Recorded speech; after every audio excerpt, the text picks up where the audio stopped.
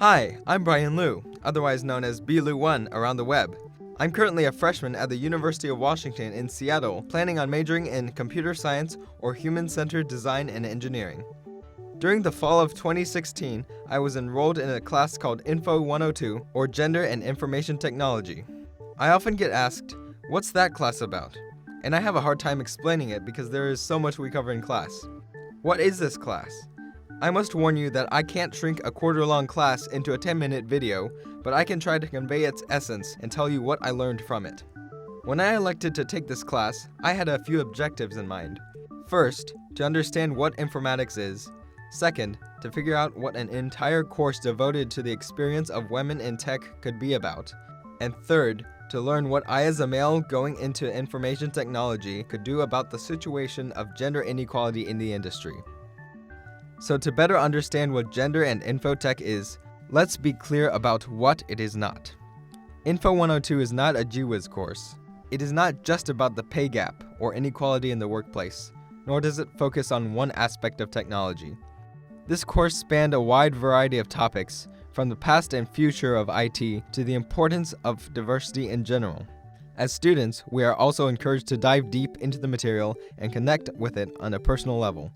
So what is this class about then? Info 102 is first and foremost an informatics course, in which we covered the information technology industry and how it ties into nearly all other industries. It also examines the role of gender differences in the workplace, especially in fields underrepresented by women. This involves looking at existing implicit stereotypes to which all of us fall victim. And finally, this class attempts to answer the big question, why are there so few women in tech? In the first class of the quarter, one of my misunderstandings about informatics was cleared up right away. Computer science is about making computers more efficient, business is about making money more efficient, and informatics is about making information more efficient. What's more is that IT is a relatively stable job market, able to withstand recessions due to its versatile nature. Technology is also revolutionizing other industries as well, such as the travel industry, connecting travelers with airlines, lodging, tours, car rentals, etc., without the need for a third-party travel agent. Another example is the health industry, in which easily transferable information has made communication between patients, insurance agents, doctors, and pharmacists faster, in which analytics has contributed to the diagnoses and care of millions, and in which the miniaturization of body trackers has allowed the common person to monitor and visualize day-to-day info about their health. In class, we did a whole mini research project on how tech applies to a variety of industries, from music to retail, and from sports to motion picture. What we found was that in every one of these industries, information technology was bound to change it. Further along in the course, we learned about how to put together a business case, how to conduct an informational interview, and how personal branding is ever more important in differentiating oneself from the crowd. Working on a team to pitch an app idea, conducting an interview with several mentors, and updating my LinkedIn page made me aware of the usefulness of an education in information technology. Through this and other hands-on ways of learning about the IT field, I developed an understanding of how vast the role of diversity was in any workplace. Imagine in a less diverse environment, members came to a consensus faster and more easily. When a solution that's more effective than existing ones arises, it faces more resistance than if the group is more diverse. These others then learn to become quiet, to fit in even if they disagree to the slightest. In addition to accepting different solutions more quickly, diverse groups can tackle problems from many different angles more easily because they understand the needs of different consumer types. In the future, I will definitely take this into account when choosing team collaborators and job roles, encouraging constructive discussion instead of putting each other's ideas down. One day in the beginning of November, our class considered the ramifications of socially and culturally constructed roles, behaviors, expressions, and identities of people in our culture. It sounds like a nebulous task when you put it that way. We were asked to think of what characteristics we thought were stereotypically feminine or masculine.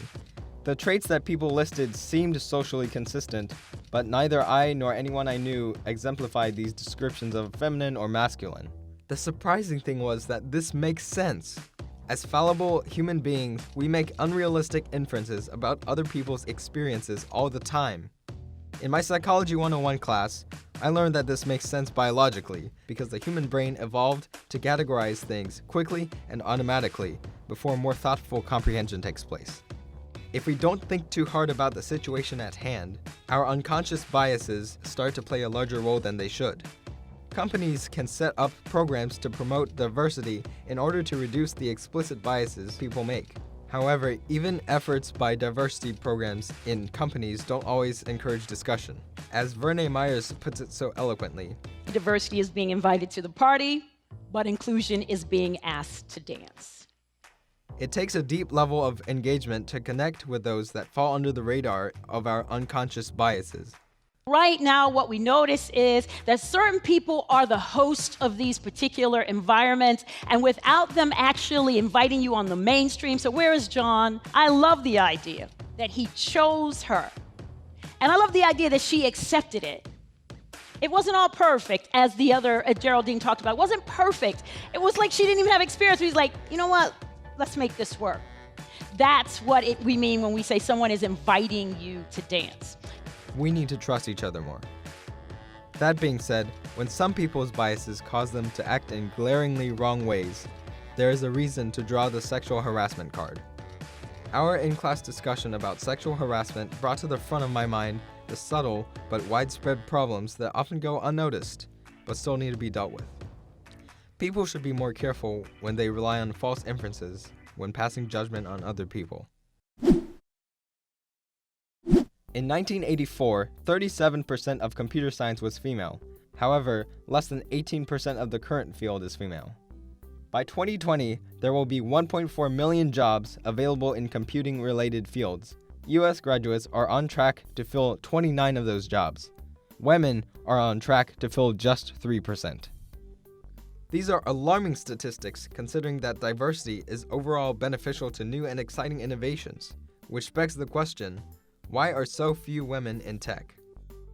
There is an effect called the pipeline effect that states, as people progress down the pipeline of the study of computer science and their career in information technology, women drop out or quit earlier than men because it is so male-dominated of a field.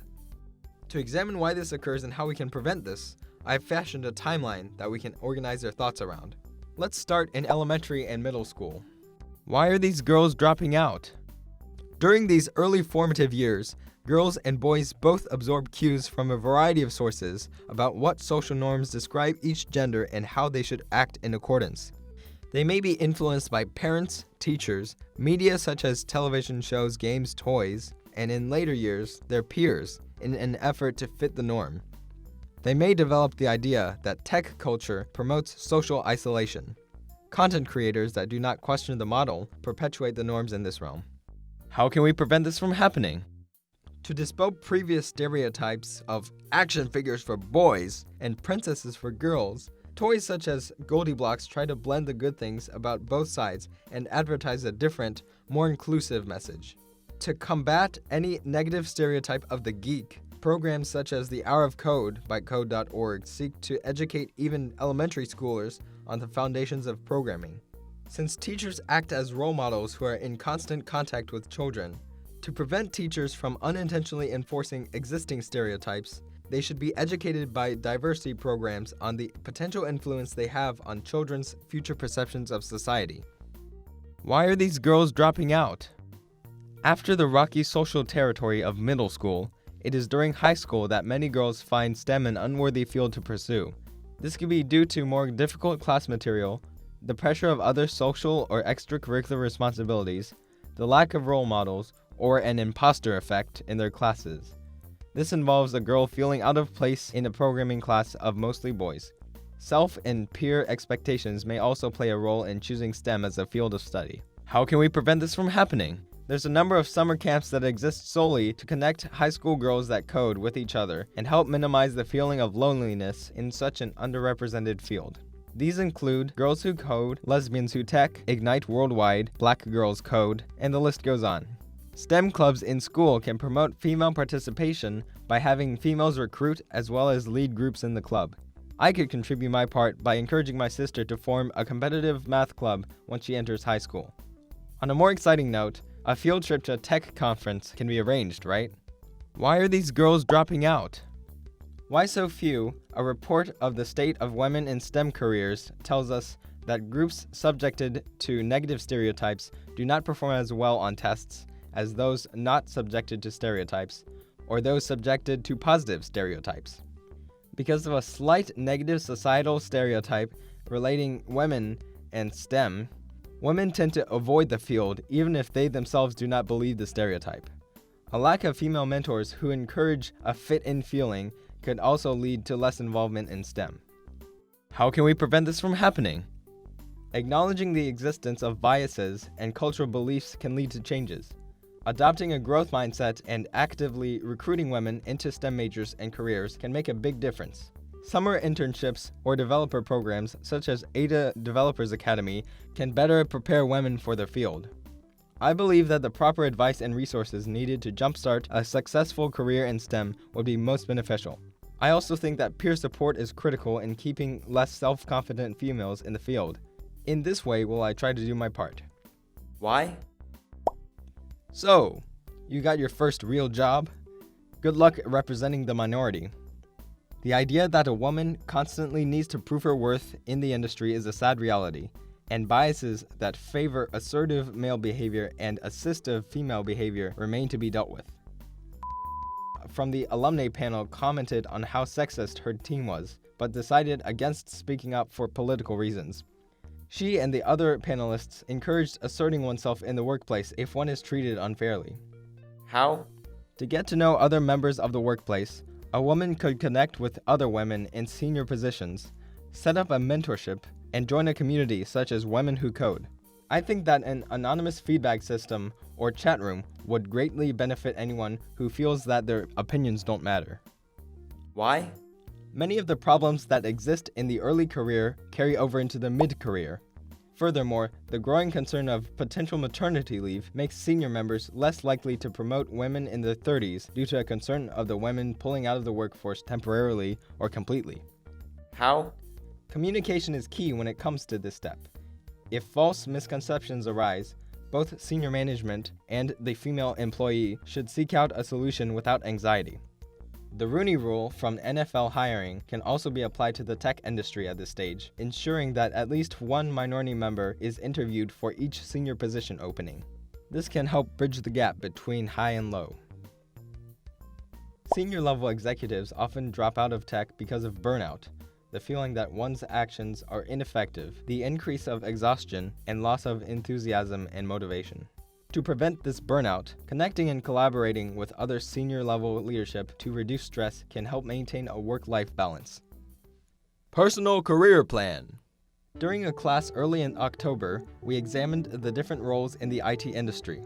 I never quite realized the breadth of jobs that a company required, and it was at this moment that I decided that my dream job would be creating or maintaining a music or media creation software in a medium to large size business. To get myself there, I would really need to concentrate my efforts on art history. Just kidding. I'll need to get a CS or HCDE degree, along with some real-world experience in an internship and professional research experience with a faculty member. Ultimately, I can say that I'll take away many a lesson from this course. I can say that diversity is key to successful groups, that specific, conscientious efforts should be made to include minorities or the others in group discussion, that there's usefulness in the deep dive, power in ambiguity, and female role models in IT, that informatics is just another lens with which to view the IT industry through, no lesser or greater than CS or business, that this course is equally about those women not in tech as those in tech, that this course is about more than information technology, but the many lives that IT touches. That the situation involving gender is complicated, and that any and every contribution to empower the weak moves society to a better place. That you can never quite cover a quarter-long course in a 10-minute video, or lifelong struggles in a quarter-long course.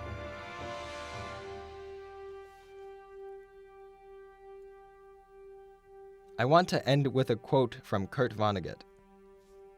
However elegant and memorable, Brevity can never, in the nature of things, do justice to all the facts of a complex situation. On such a theme, one can be brief only by omission and simplification. Omission and simplification help us to understand, but help us in many cases to understand the wrong thing. For our comprehension may be only of the abbreviator's neatly formulated notions, not of the vast ramifying reality from which these notions have been so arbitrarily abstracted.